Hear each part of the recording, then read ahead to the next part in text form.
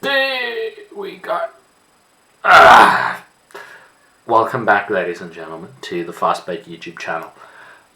Guys, this is going to be a bit more of a serious video. If you like all the constant editing and pop-in clips and whatnot, all that jazz, that'll be back. But for this video, I want to just kind of think through my thoughts on this topic, because it's not that it's very controversial. That doesn't particularly bother me, but I don't want to do a disservice anyway.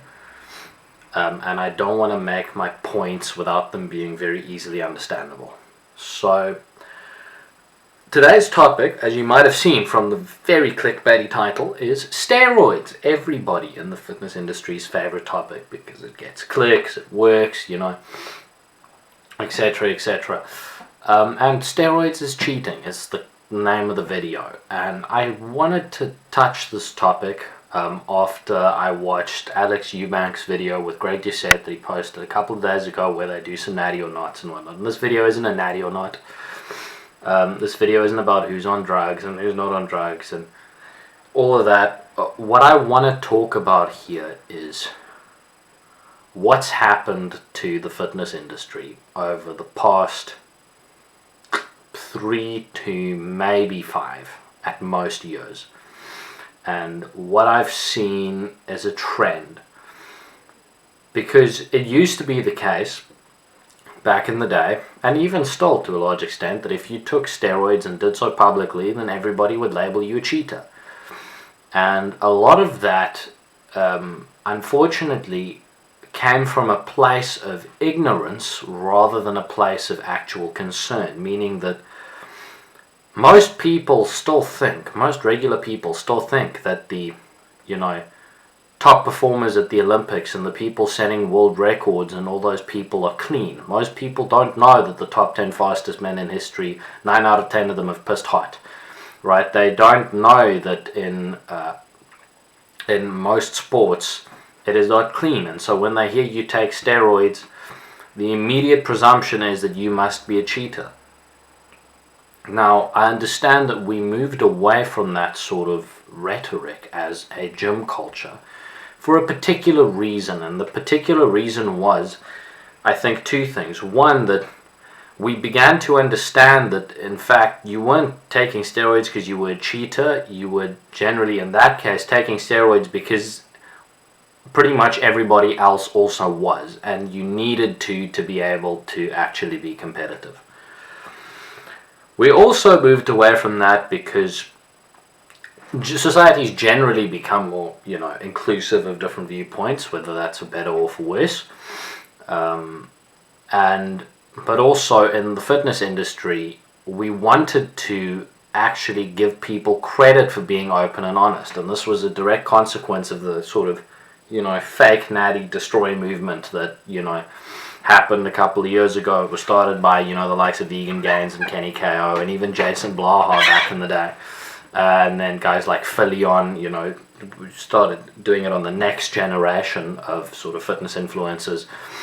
And I think that we developed this, this way, we had this change of heart in order to allow guys who were taking and wanted to be honest, a way to be honest without having to be called a cheater. And I think that there's a lot of merit to doing that.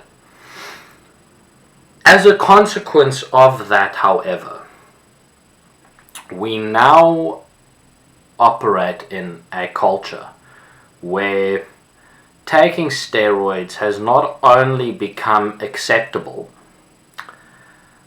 but is often not just promoted, but what we've essentially done, and I'll give a few examples of this, is not just glorify it, but what we've done is we've made it almost an inevitability. We've done that in a few ways. The first is the inevitability of telling a young aspiring kid that his hero takes drugs is that he will think that to do what his hero does, he will also need drugs. Now, guys, again, this portion, I'm not giving my opinion on this yet. I'm just laying it out the way it is. What that means is that that kid is going to go into whatever sport, whether it's powerlifting, weightlifting, another sport he has to do, with the presumption that he is going to have to take drugs to succeed. Problem 2 is that we have, in an attempt, in some people's attempt to to justify the use of anabolics, we've gotten to a position where the term TRT means nothing. People on are going on TRT when they do not have low testosterone and calling it testosterone replacement therapy. Guys are calling their cycle TRT just because they're not taking more than a gram of gear per week, right? Guys are calling what they do TRT, or just a little bit of steroids, in a strange way to actually almost make themselves seem more natty on the natty to enhanced spectrum, or to some way gain some moral high ground over the guys who take a bunch of drugs. So we're in this weird situation where, as a society, we accept the drugs, but still in the back of our brains is this thing of, if being less on the drugs is better than being more on the drugs, right? Like this is very, very strange. And that's also, part of that has become popular too, just because people actually want to know what's the difference, right? They're interested in that. But what this has all led to is a situation where, and I think this is where I'll bring in my opinion, I think that this is not for the better, where we have had to not just accept that people are on steroids, but now we also have to just blindly accept that everybody has their own choice and that they can do what they want. That's the wrong way to phrase it. Everybody has the ability to make their own choice and do what they want, and you absolutely have I think you should have a legal right to go and take whatever shit you want to be on. But at the same time, we have to understand that there is a consequence to normalizing these things. And this isn't a slight on guys who take steroids, even though oftentimes I think that we've moved too much away from criticizing that. I understand many of the guys I watch and really look up to on this platform take drugs. And are very open about it. Guys like Alex Bromley, who I have referenced a bunch of times. I absolutely love his videos. He's on steroids. I couldn't care less that he is, in the sense that it's absolutely within his rights, and I understand why, and he's still strong and super knowledgeable about what he does. But that doesn't just because that is true, it doesn't also mean that it would have been better, generally speaking, for the industry and for the population of lifters as a whole, if somebody like him was not on gear, right? This is where it gets really difficult to pass out exactly where we have to go and draw a line in the sand, because I can't stop believing that taking steroids is cheating. Right, from the start that these things were synthesized, from whence they became introduced in sports, sport by sport, right? In the States, you had baseball, then you have Olympic weightlifting, then you have all these sports where these things are introduced. They radically change the universe of that sport. And then when we catch on, we immediately try to suppress them. Why? Well, obviously because we see them as cheating, because they are an enhancement, right? It's not even that they are a health risk. When people try to say we don't take steroids because they're a health risk, that's true. But in sports, if you're a professional athlete, everything you do is detrimental to your health. There is no such thing as a healthy professional athlete. You make compromises in everything else in your life in order to perform. So it's not just that. Right? You take the drugs, and that's cheating, because you're doing something that's unfair. But now, I understand also that at the same time,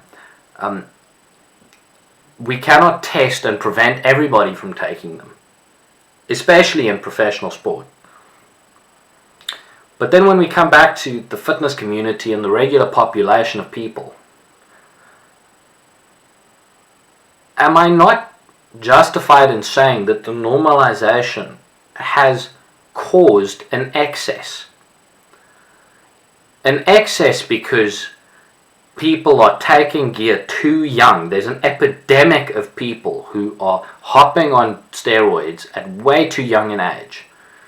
There is an epidemic of, or I wouldn't call that, what I would say is there is a new belief now that in fact to criticize somebody for being on or going on is unfair because that's their choice. But guys, isn't there still a place for saying that if you take these things you are cheating? And I'm not talking again about the 40-year-old, 50-year-old dude hopping on testosterone replacement. I've got my own thoughts on that, and that, maybe we shouldn't try play God, and there's arguments back and forth there about what we should do in that situation. But I'm talking about that again, guys. TRT doesn't mean TRT in the industry, right? Because the guys hopping on TRT aren't replacing their testosterone; they're just taking legal steroids. And the only reason I bring this up is because if you have to call your steroid use TRT, then you know subconsciously that what you're doing isn't. I don't know if I can say fair, because it's not competing strictly in a sports sense, but you are competing in a field that is social media and the regular public square, in the specific sphere that we call the fitness industry. You are competing here for views and clicks and whatnot. And if you say it's a TRT dose, it's because when you're really just on gear, it's because you understand that what you're doing is cheating and gaming the system, right? And getting yourself more clicks by being more broadly applicable. If every dude that was on cycle just opened up and said, I'm taking this many grams of shit per week, people's minds would be blown at the substances they take. Because suddenly it's no longer applicable. And it's not just about it being applicable, guys. There's a principle here. And the reason why I make this video is because I understand that we had to critique the principle and say that we can't just shame everybody who takes drugs. We can't just say that steroids is cheating and that you're a cheater if you take drugs. But guys, we also can't just throw away that rule that we had as a culture, that taking steroids is cheating, because even though it ends up hurting some people, there's also value in that statement. Because what it does do is it prevents this glorification. I feel, honestly, that we are now in a worse position than we were. And I don't think that that's obvious yet, but I think it's becoming more and more obvious if you see how many young kids are hopping on steroids. How many people are hopping on steroids and calling it TRT, using that phrase to justify in their mind what they are doing in a way that makes it seem only semi-naughty. I think what we're going to see is that this swing that we've done has really is actually going to cause damage. And that doesn't mean we can go back to just saying steroid users are cheaters, because again, I don't think all steroid users are cheaters. I follow plenty of them. I really respect them as people, what they say and what they do. I disagree with their decision to go and take drugs, but I still really respect them as people, and I wouldn't call a guy like Alex, for example, a cheater. So this again, Alex Bromley, guys, not Alex Eubank. I know he's in the thumbnail, but I actually think Alex Eubank is Natty, so just to be clear. But I wouldn't call somebody like Alex Bromley a cheater, because he's not cheating if he's in a sport that's untested, that openly allows drugs, that all these things.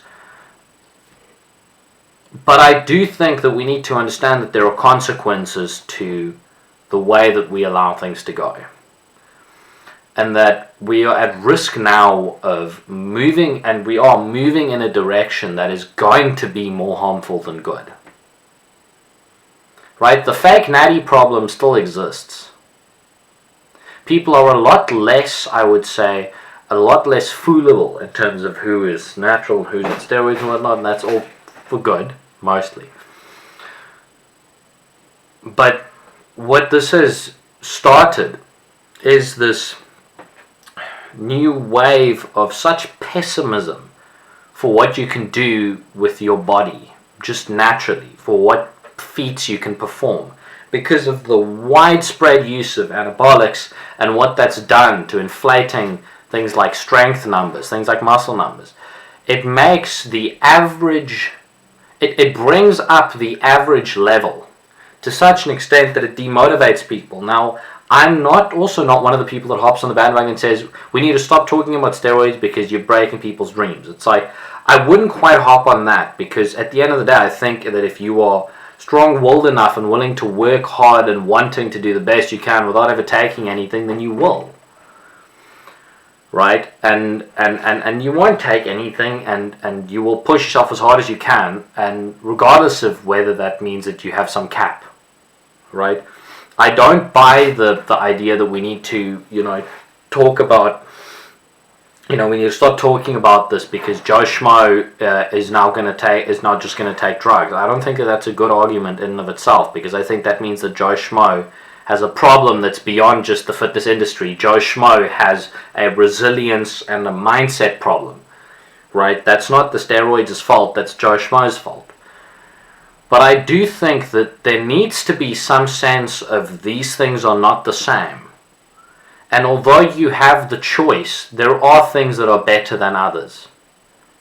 It would be better if these people did not take drugs. The decision to and the decision not to are not equal. It would be better if they decided to be natural and take their body as far as they can and not have to destroy their hormonal system and pin for the rest of their life, right? It would be better. That's all I'm saying, is it would be better. Regardless of whether it's their choice, regardless of whether everybody can choose, regardless of whether they're cheaters or not cheaters or whatever you want to say, it would be better if they didn't. And that's the message I want for this video, is it would be better. And